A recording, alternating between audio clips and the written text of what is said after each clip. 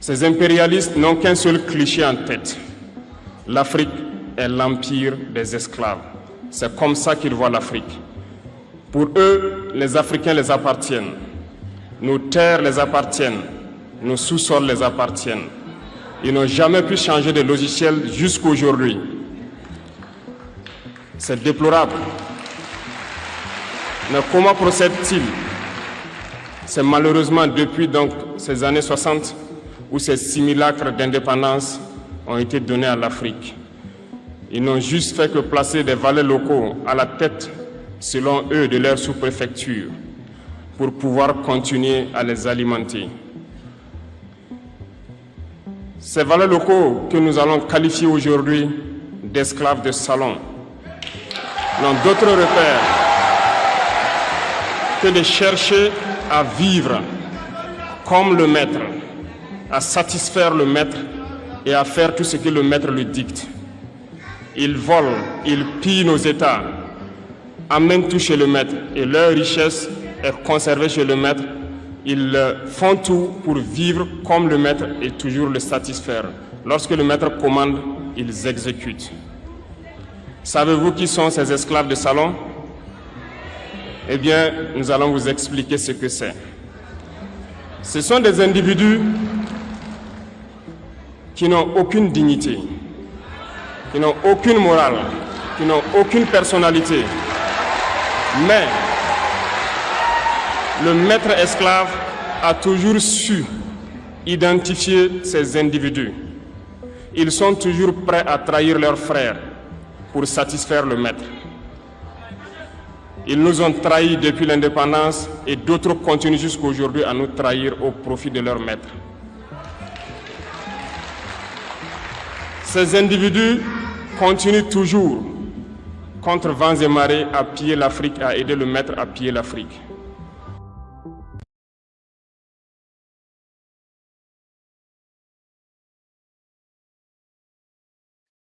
That was Ibrahim Traoré, and this is This Week in Africa. And I think that speaks to how the Sahel states, or the Alliance of Sahel states, have been thinking about the West. And so on that, we are going to be talking today as the headline story, the US and Germany flee Niger as new powers fill the void, how the withdrawal alters Sahelian geopolitics.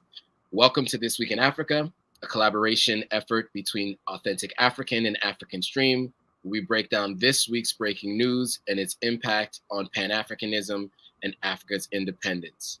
Today, we report on the strategic military changes occurring in the Sahel region, focusing on the withdrawal of the US and German troops from Niger. The US plans to complete its withdrawal by September 15, 2024, with about 1,000 American personnel leaving, including the closure of key bases in two main areas in Niger. Meanwhile, Germany has set an August 31st, 2024 deadline to withdraw approximately 90 soldiers from its transport hub following failed negotiations with Niger's ruling junta. These significant reductions in Western military presence reflect a broader shift in regional alliances and what some people consider a more complex geopolitical landscape in the Sahel region. So this episode will explore the implications of those moves in regional stability and strength, and the future of counterterrorism efforts and the evolving relationships between Sahel countries and their international partners. The two hosts for today are myself, and I will turn it over to my co-host to do her introduction, and then I will give a brief introduction of who I am. I've done enough talking so far. Okay, greetings. I'm super happy to be back on. My name is Inemesit Richardson. I am an African Stream journalist based on the ground in Ouagadougou. I am also the president and co-founder of the Thomas Sankara Center for African Liberation and Unity, which is a Pan-African library and political education center based also here in Ouagadougou. So I'm excited about today because I've been going around the AES states recently. I just took a tour around Mali and Niger. And, I'm based in Burkina, as I've said. So it's been really cool to get to see and report directly for African Stream on a lot of what's going down on the ground out here. Absolutely. And my name is Joe Hatagwa. I am the founder of Authentic African. I'm an American-born Sierra Leonean, lived on the continent in West Africa for a little over 3.5, almost 4 years, recently moved back to the States. And the platform of Authentic African is really all about bridging the gap between Africans and the diaspora counterparts, and working on investing and moving and visiting the continent of Africa. So that's a bit about me. Let's get into today's story. So again, we are focusing on the U.S. troops and German troops leaving Niger, but we're going to start with U.S. troops leaving the first U.S. base in Niger. So the U.S. military completely withdrew on the 7th of July from one of its 2 Air Force bases in Niger, making the Sahelian country the first in Africa to give U.S. the boot. On the 16th of March, the landlocked African country announced it was ending all military cooperation with the United States and ordered the departure of U.S. troops. Air Base 101, which is in the capital city, is where the announcement was made. However, U.S. troops still remain at another air base, Air Station 201, in the Sahara Desert. That is reportedly the largest known U.S. drone base and the U.S. Air Force's largest construction project. The largest U.S. military base in Africa remains in Djibouti, according to the U.S. Africa Command, AFRICOM. So U.S. troops are set to withdraw by the 15th of September from that last base that I just mentioned. So every African country, with the exception of Eritrea, has entered into a continued form of military cooperation with the U.S. all throughout the 2000s. The CIA also operates its own drone base in Niger and not far from the Libyan border. The future of this CIA base still remains to be determined. So we're going to jump into a video quickly and then we'll have some commentary on the other side. National de la République du Niger et le département de la défense des États-Unis d'Amérique annonce que le retrait des forces et des équipements américains de la base aérienne 101 de Niamey est désormais achevée. Cette transition, amorcée le 19 mai 2024, avec la signature des conditions de retrait, s'est conclue aujourd'hui par une cérémonie de transfert avec la fermeture du complexe américain de la base aérienne 101.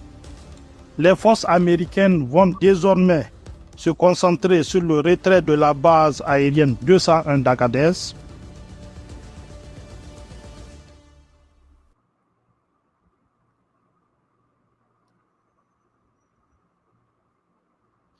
So, what are your thoughts, Inem, on the what seems to be the conclusion of these efforts, and then the fact that the CIA base is still there and it's still yet to be determined what's happening with the CIA base? I mean, this is a really important moment. I will say, like, the U.S. troops have not yet entirely evacuated from Niger. So they've left the first base, which is the one in Niamey, the capital. But they still remain in Agadez, and they have until September, coming up in the next couple months to leave, U.S. military-wise, leave in Niger entirely. So we just saw their first round of evacuations, but the major drone base, the biggest drone base in Africa, and also like the U.S. Air Force's largest construction project in history, is about to be shut down by September.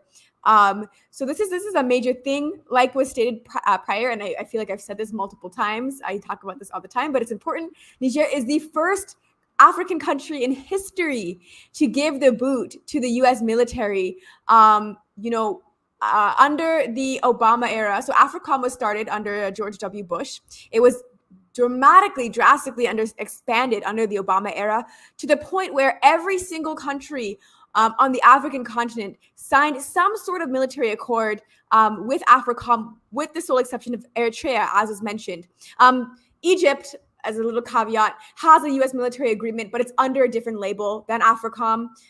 They kind of lumped Egypt in with Asia. It's another conversation, but they have a U.S. military agreement with Egypt as well. So Niger, Eritrea is the only country to have not taken any deal with the U.S. military, and Niger is the first one to have accepted AFRICOM and then expelled AFRICOM later on. So, I mean, this is a really, really big deal. We saw the videos where General Michael Langley, who is the head of U.S. Africa Command, AFRICOM, was getting just berated and like more or less kind of insulted by members of Congress. They're not happy that Niger has given them the boot, but they also have no choice. So I think there's a lot to see in terms of how things play out. It's very, very, very important that Africans, and I stress this a lot, but it's very important, Africans really defend Niger right now. It's made a very, very bold move.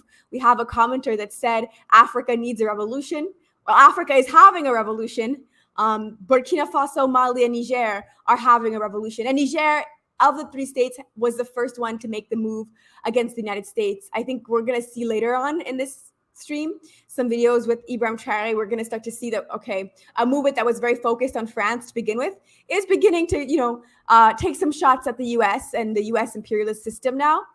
So we're starting to see a shift within the AES as a whole. As for those that don't know, AES is the Alliance of Sahel States. It's a confederation now of Burkina Faso, Mali, and Niger, who agree, among other things, to have a shared foreign policy. So their foreign policies aligned. And so Niger was the first to take this stance against the United States. And now we're kind of seeing, okay, part of this AES shared foreign policy is that Ibrahim Traoré is starting to also adopt a certain rhetoric against the United States. So this could be really the beginning of a ripple across the Sahel. So it's very, very important. And again, like, the United States is not happy. So I think we do have a number of viewers who are based in the United States who really have to keep in mind how important it is to defend Niger, to defend the AES, and to resist the propaganda onslaught that is awaiting these countries because they have decided to take different geopolitical alignments rather than to be, subjugated to neocolonial rule. Well put. And on that point of, propaganda, I've seen in local news reporting that the region will be less stable and unsafe with some of these militant groups that are in some of these countries that are in the Sahelian region. And I do think we should also mention that we've reported on this recently, that there weren't any decreases or help from these troops in particular on these particular subjects, right? In terms of these militant groups, the military from the US, Germany, France, all of these militaries didn't do much to help quell those concerns and push back any of those militant groups. And so I don't think any of us really saw the benefit for these countries where these bases are having the militaries there. And so I think it's also important to mention that, because you mentioned the propaganda, and it's already starting to come out that there's likely to be more terrorism, et cetera. Mainstream news outlets are reporting that will be the likely outcome. So I think it's important to call that out, that they didn't do anything to fix that challenge in the first place. So I can't imagine that it can be any worse, right? I mean, Mali liberated Kidal, which was a zone that was under occupation for, the past decade. And, the UN was in there supposedly trying to help. France was in there supposedly trying to help, get rid of these sort of death squads that were controlling the Kidal region of Mali. And it was so relatively soon after Mali had their coup that Kidal was liberated as a zone. So, I mean, when I moved to Burkina, people could not cross that Mali-Burkina border. It was so dangerous. Like, people were like, oh, stay away from the Mali-Burkina's border zone. I know people now who cross all the time. It's significantly safer in the past year or so to cross the Mali-Burkina border than it's ever been before. So I think, and also just to say, the way people view these the U.S. role and the French role, the West role in general, and these death squads, we call, so-called, they're terrorists, but I also feel like they're death squads, right? They're death squads. It's a lot like how people talked about, like, I imagine the Contras in Nicaragua in the 80s, or the death squads that the United States backed in El Salvador in the 80s, just to say that there's a very widespread distrust, and the governments here in the Sahel have evoked on multiple occasions. The fact that they feel that they have solid evidence of US and French support for these organizations that they claim to be fighting. When Kidal was liberated, when the troops were expelled, the French and troops and the UN troops were expelled, they found evidence of a US mercenary who left certain things behind that was operating Kidal. In Kidal, what was he doing there? Like, that there's so many things that are unanswered, that being one of them. There was a mass grave that was uncovered when France also left Mali. And that's still, that was, what about that? France has never really given an adequate explanation as to why their military base has a mass grave next door to it, or like right alongside of it. So there's a widespread distrust. If you asked almost anybody on the streets of Burkina Faso where I live, who is responsible for the proliferation of these terrorist organizations, they will say like, oh, France and the United States pretended to fight them, but we're giving support. And also, just last thing, and I've mentioned this before in the past, a lot of this is a result of so-called blowback from Libya, meaning that NATO came in, they destroyed Libya, they killed the president of Libya, the leader of Libya, Muammar Gaddafi. There was a power vacuum within Libya that allowed rebel groups to leave the Sahel, specifically Mali, go into Libya, grab the weapons, and bring them back into the Sahel. And pretty much since that time, the big question that the majority of people in the Sahel have is, where are these weapons coming from? Who is bringing in these weapons? We don't make them here. So there's a lot of distrust, and there's almost no belief in terms of like popular opinion that the US or France has ever made people safer. Well put. And so on that note, talk about the next group. The Germans troops are now to exit Niger, another neo-colonial domino down. So Germany is likely to become the third Western country whose military forces will leave Niger. On the 16th of July, German Foreign Affairs Minister Baerbock announced Germany is no longer able to continue military operations due to Niger's partnership with Russia and Niger's lack of trust in Germany. This came after Niger refused to allow immunity from prosecution for German troops. So Germany asked to have immunity for their troops while in country, no matter what they did. Just think about that. So Niger obviously refused to allow that, and also recently expelled the troops of Germany's fellow NATO allies, France and the US, who started to exit France exited in December. Obviously, the US is in the process of exiting. So Germany is set to evacuate by the 31st of August. The US is, the final group from the US is meant to depart by the 15th of September. So Italy is the only remaining Western entity occupying Niger. Germany pulled out of Mali. We also will mention in December 2023 for similar reasons.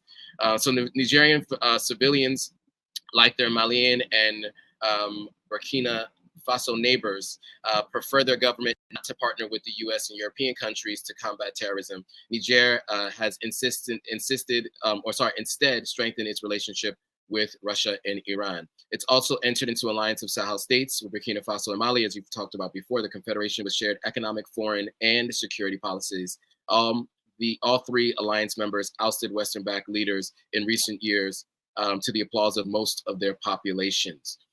So with that, we'll jump into a video and give some commentary on the other side.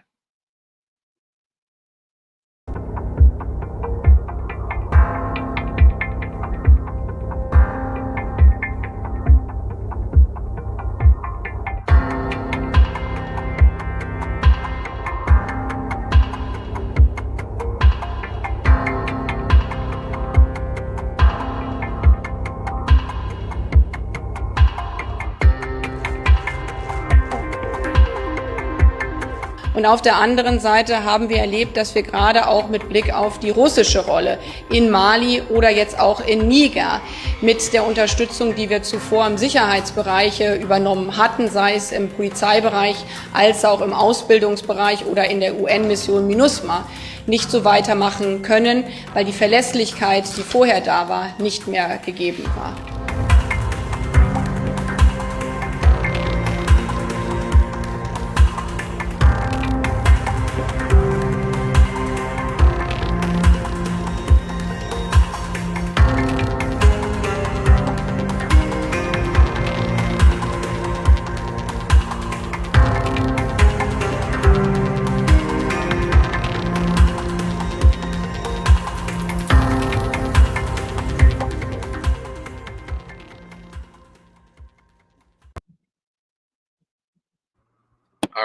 right. Before we enter the commentary, I just think it's interesting the way Germans pronounce Niger. I don't know if any of you listening caught that.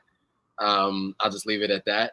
But I'd love to get your thoughts. I mean, we just talked about obviously the U.S. troops leaving in two parts. The first group has left. We now know that Germany is leaving. What are your thoughts on Germany leaving and Italy still just being the last of the Western powers that are still occupying? I mean, I love the fact that Germany just gave itself the boot. It's what they did in Mali. You know, they left Mali.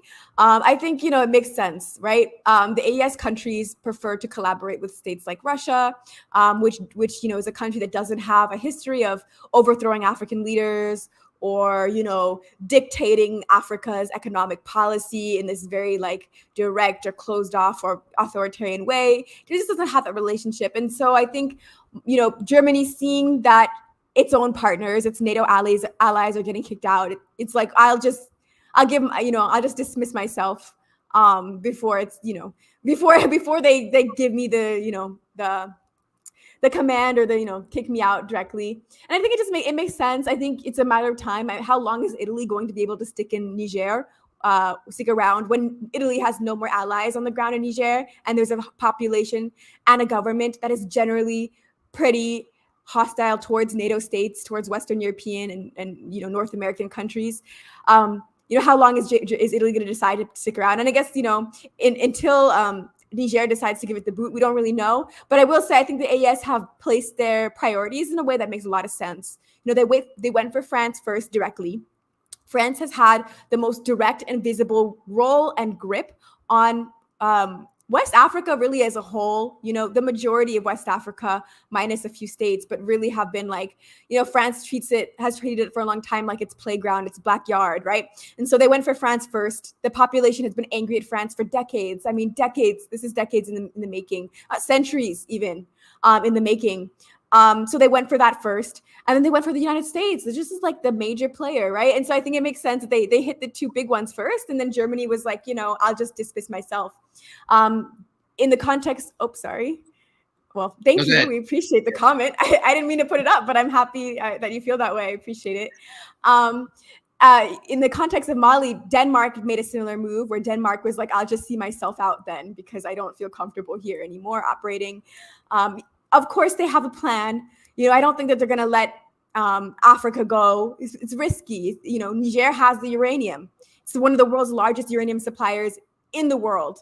Something that we're going to discuss, I think, part of the next section. But I don't think they're going to really give up so easily. I think that they're going to, you know, keep accelerating the propaganda into the point where there's enough demonization where they can start to try to get in and either, you know, create internal division or justify some sort of intervention, whether economically, you know, hopefully not militarily. It would take a long time for them to build up to that point, but, you know, these are all strategies that they use. That's their playbook. So I don't think they're going to be like, you know, we're fine, we're leaving, you know, bye, we're happy. But I think that as of now, you know, there's a massive level of support on the ground in Niger for the government across the AES. There's massive support. So it's going to take a lot of work to try to destabilize this at this point in time. And, you know, I guess right now the West just has its hands tied also with a lot of conflicts around the world. Sure. And internal challenges, to say the very least. Okay, so, you know, I'll just add to that. I mean, I think, you know, what we're seeing in the Sahel region, I think is kind of becoming what looks like a template for how other regions can deal with their own internal challenges and their relations with other folks externally. I think what we'll see with the Sahelian, the alliance of the Sahelian states, as they get together and build out this confederation, as they succeed, others will follow. So I'm excited to see how you know, other folks on the continent start to move in this direction. You even see it with democratically elected governments, at least, you know, using similar rhetoric, like in Senegal, for instance. And so, and the fact that people who voted for those folks, you know, it speaks to what the people want. So I'm excited to see how these things evolve over time. And so with that, we wanted to kind of do a brief history, right? The recent what is it, the last couple of years in Niger, kind of walk you through a timeline of, you know, how Niger got to this point. And so let me just give a little bit of background. And I think maybe if you want to put it up on the screen there, we can go through it as well afterwards. But maybe folks can start reading it as I walk through it. But Niger has seen a growth rate of 12.8%. You know, it's Africa's fastest growing economy and the third fastest growing economy in the world, according to the World Bank. Niger's remarkable turnaround is not a miracle, but the result of making a clean break with neocolonialism by evicting not only the French and US militaries, but also watching the German military leave as well. They announced earlier this year that it intended to exit the Western supported regional bloc, the Economic Community of West African States, or ECOWAS. It signed a treaty with their neighbors, Mali and Burkina Faso, as we already mentioned, forming what we know now as the AES, or the Alliance of Sahelian States. The Sahel is the arid region of the south of the Sahara Desert. So we think Niger has set the benchmark for Africa's route to economic revival. One of the more, so some of the other African states would be wise to follow. And so with that, maybe we can just quickly walk you guys through this timeline. So as mentioned, on the 26th of July last year, the military deposes Western-leaning president, is it Tiani, right? The head of the Tiani, head of the presidential guard, took over. In December of last year, the last French troops were to leave Niger after canceling the military cooperation. And then in March of this year, Niger revokes military accord with the U.S.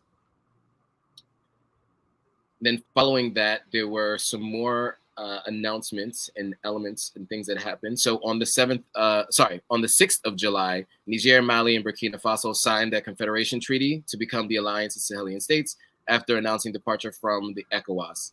And then on the 7th of July, the very next day, U.S. troops pull out of the airbase one-on-one. Then so as of September of this year, the deadline is for the U.S. to vacate that $100 million drone base that they built. And then lastly, moving ahead with a growth rate of 12.8%, Niger has the third fastest growing economy, as I mentioned, and the fastest growing economy in Africa. So that's huge, right? It actually illustrates what the benefits of what it actually looks like when you take back control. Any thoughts on all of this before we move on? Yeah, I mean, this is massively important. Niger's economic growth is also just a product of some of its economic policies as well, which weren't mentioned necessarily directly in the timeline, but are a huge part of this. Like Niger has, this was in early June. I was in Niger at the time. So I'm going to say like around the 21st, I want to say. I might be getting the date wrong. But when I was in Niamey, there was the announcement that Niger was revoking Orano's mining license. Orano is the French state-owned company that exploits Niger's uranium. Like, as I mentioned before, Niger is one of the biggest uranium producers in the entire world. Historically, or like, you know, the recent history, in recent times, I mean, about a third of French households have been have relied on Niger's uranium for its energy supplies, according to one of Niger's own officials. And, you know, the Eiffel Tower itself, that's very symbol of France. If you see the Eiffel Tower lit up at nighttime, very often its energy supply is based off of Niger's uranium. So Niger has, France has really heavily relied on this uranium, and the West has relied on Niger's uranium for a long time in general. A lot of very sort of awful weapons have been produced with Niger's uranium, including the bombs that were used, that were dropped on Hiroshima and Nagasaki during the Second World War. Obviously, that was not something that was done with the consent of, you know, the majority of Niger's people.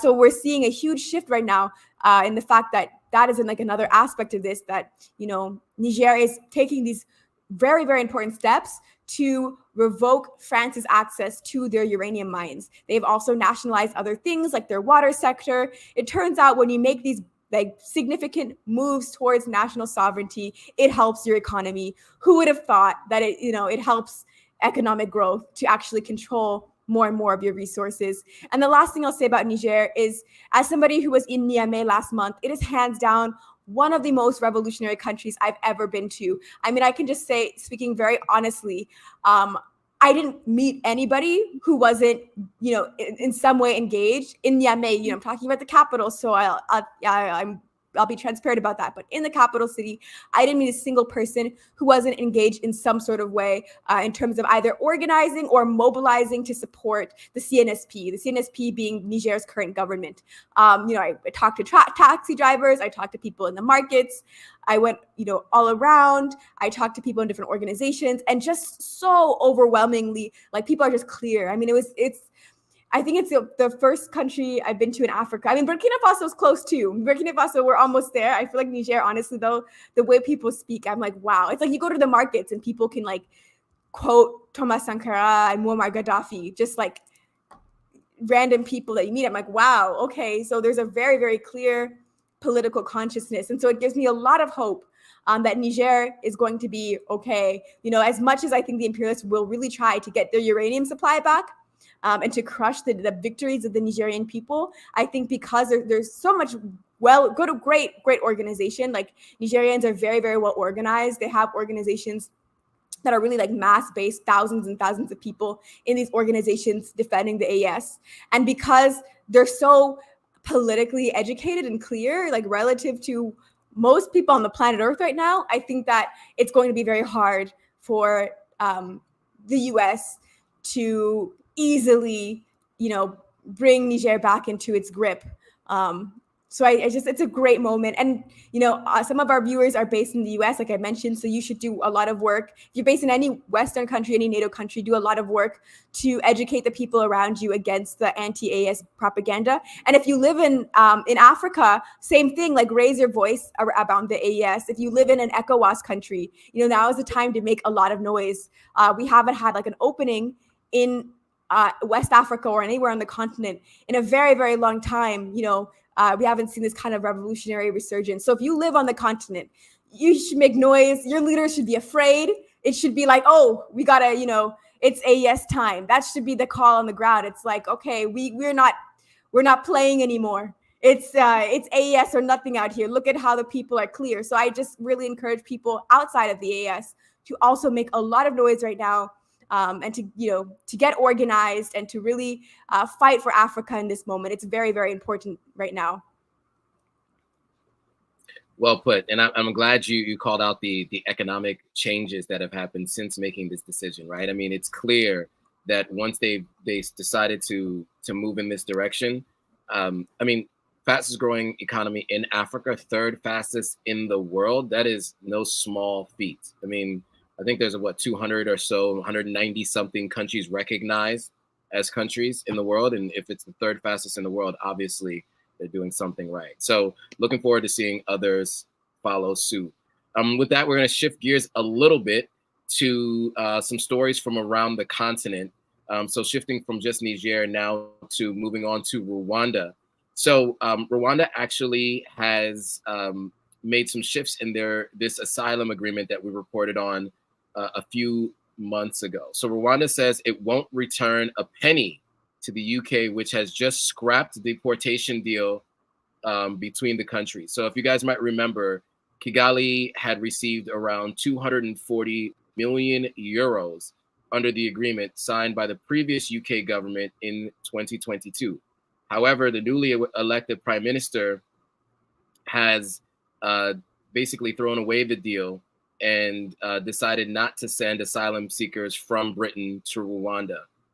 So in a video posted by a Rwandan state-owned media outlet, a government spokesperson said that there was no provision for a refund in that contract. So no doubt, it's a relief to those who stood to be affected by this agreement and this arrangement, which the UK Supreme Court said violated international law.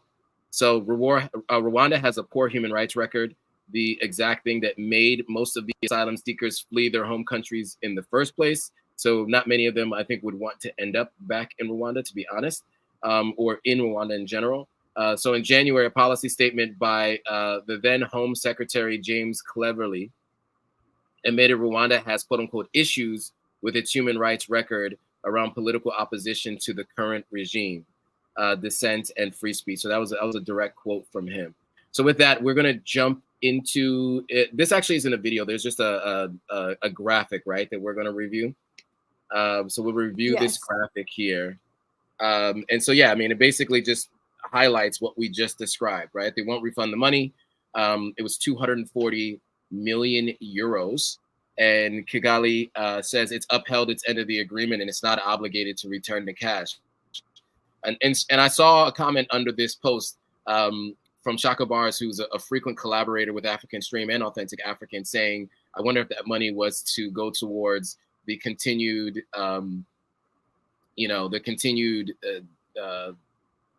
sponsorship of the, the taking advantage of their neighbor in the Congo, in the DRC. So asylum seekers were to be deported to Rwanda under this deal that was signed by the previous government. The former prime minister, of course, actually was the one who he claimed it would deter immigrants or migrants. And this actually is one of the things that they felt was a solution because when the UK decided to, vote for Brexit, one of the main reasons for Brexit was migrants and immigrants. But unfortunately for them, immigration actually, or migrants increased to the country, did not decrease. It was just in different roles and different kinds of migrants. And so he thought, I presume, that this deal would help to kind of deter migrants, but then also remove migrants from the country. And the new prime minister has decided to scrap the deal. So critics of President Kagame are subject to arbitrary arrest and detentions. Watchdogs raise concerns over Rwanda's human rights record, as we just mentioned. And as I said before, the UK Supreme Court did say that this violated international law. So what are your thoughts on this? We've spoken about this previously, and I thought it was interesting because we weren't really sure where the migrants were coming from. They may actually have been Rwandan refugees, then might end up being sent back to Rwanda, and maybe other refugees from other parts of the continent. It seems as though the plan was to focus mostly on Africans. But what are your thoughts now, knowing that one, the agreement has been scrapped, and two, they're not returning the money? I mean, Kagame, this should have never happened in the first place. If we're looking at this from like a humanistic type of standpoint, Kagame should have never tried to do this or agreed to do this in the first place. Given, his relationship right now to the Democratic Republic of Congo, you don't put anything past him. At the beginning of the video, we had Ibrahim Traoré talking about lackeys that he's now said are house slaves, and the video even has a picture of Kagame among other leaders featured in that clip. And the fact that Kagame is willing to even enter into this kind of a deal to begin with shows why he was included in that kind of reference. It's kind of the thing, the UK switched prime ministers, the deal got scrapped.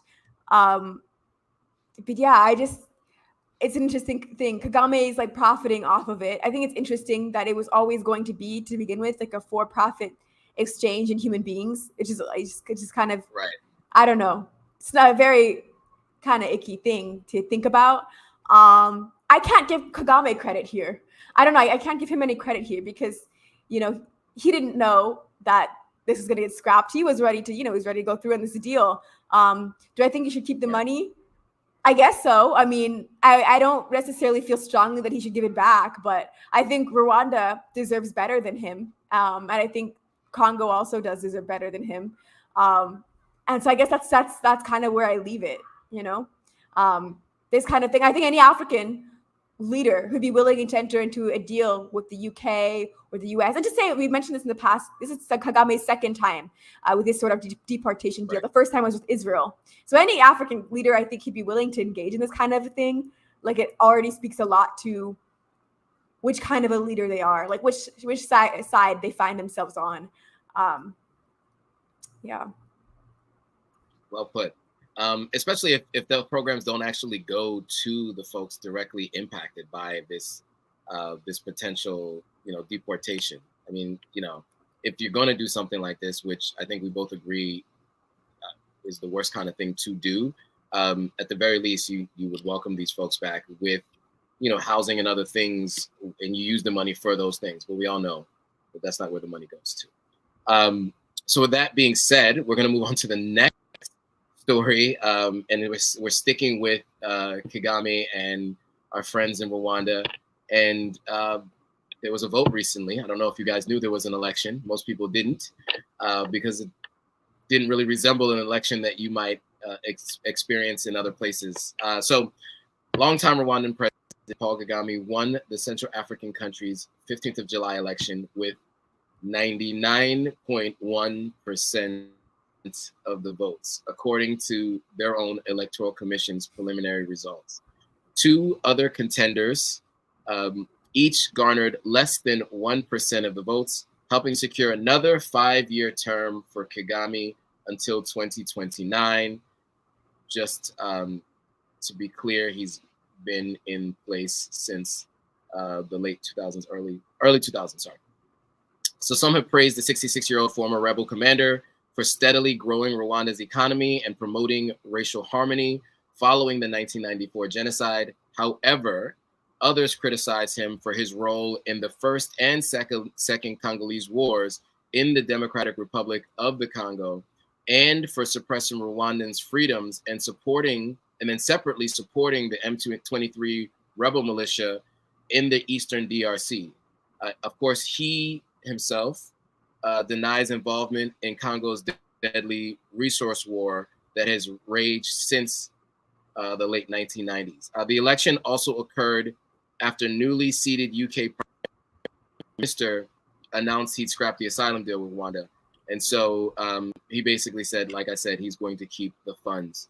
I know that there was an infographic that maybe we can just look at quickly, but it basically just summarizes and illustrates what it is that I just kind of went through. He's called the 99% president because he won handedly. There are many reasons why people speculate, and kind of obvious reasons that he won. And as many have said, internationally, there's been a lot of condemnation for his involvement in the DRC. And I think African Stream has done a great job of reporting on this, because I think it's opened many folks' eyes, including all of you who are watching, to what has been happening. Because as we mentioned before, I myself, as someone who spends a lot of time focused on West Africa, when I moved to the continent of Africa, we would look to Kagame as the guy who turned around a country after a civil war, being Sierra Leonean, who we had our own civil war, and thought that, we'd like to see us replicate that. But now that we understand how they were able to turn their country around, it really does change the way you see him as a leader.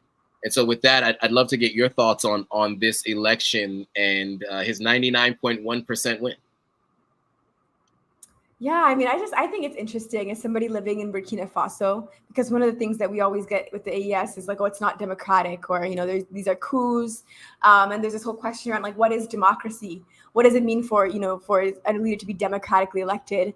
And, I think it's a really good question to raise right now, because unfortunately, Kagame's election looks like a lot of elections in Africa. I mean, it looks like the recent election that happened in Chad, where Mamad Deby was elected after his father was in power for decades, supporting France. He was elected.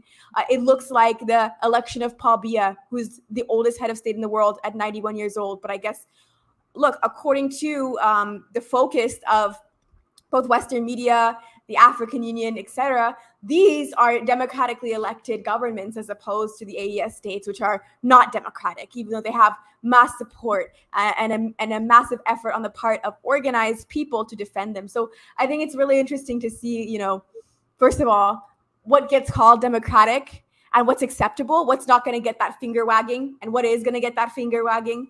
I don't anticipate, I think, unless there's a lot of noise that begins to happen in and around Rwanda, I think, or worldwide. And it's kind of coming. I'm seeing a little bit more and more people kind of raising their eyebrow at Kagame. But I think until it gets to a certain point, it's fine that Kagame is getting away with this. It's only when the pressure gets to an extent where it's going to be embarrassing, or it's all of a sudden like, you know, international media outlets and, you know, the AU and might, you know, mumble something, but it has to reach a certain level. And I don't think that we're here yet. I think more and more people are waking up to figure to what's happening in Congo.